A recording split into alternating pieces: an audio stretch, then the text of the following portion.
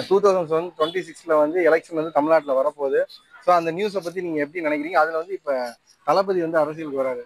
அதை லைக் பண்ணுறீங்களா, அன்லைக் பண்ணுறீங்களா?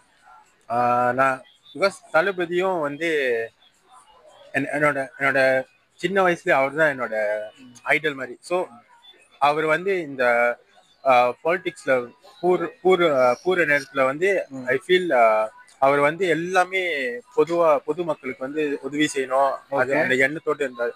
அது தவிர எல்லா இமோஷனல் சப்போர்ட்டும் கொடுக்குறாரு பொதுமக்களுக்கு. ஸோ இது வந்து அவருக்கு வந்து ஒரு நடிப்பு இருக்கலாம், வேற சோஷியல் வேர்ல்டு இருக்கலாம். பட் இவர் வந்து இந்த பாலிடிக்ஸ்ல ரொம்ப ஈடுபாடு இந்த நேரத்துல இருக்குன்னா அவர் வந்து நிறைய பாடுபட்டாரு இந்த கட்டத்துல. ஸோ இவருக்கு வந்து நான் எப்ப பார்த்தாலும் சப்போர்ட் பண்ணுவேன். பிகாஸ் இவர் வந்து ரொம்ப அந்த விடாமுயற்சினா அது தளபதி விஜய்க்கு தான். நான் உங்களுக்கு கீழே இருக்கிற தளபதி.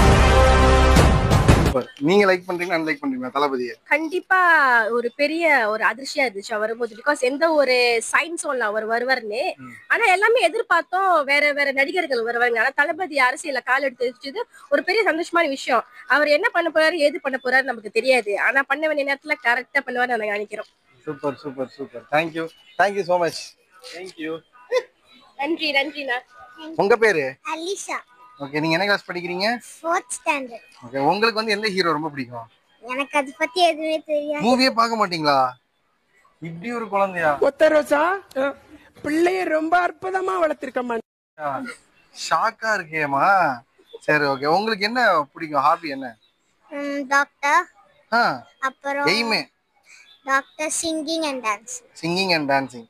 Super super super. நீங்க கண்டிப்பா டாக்டர் ஆயிருவீங்க. Okay, thank you.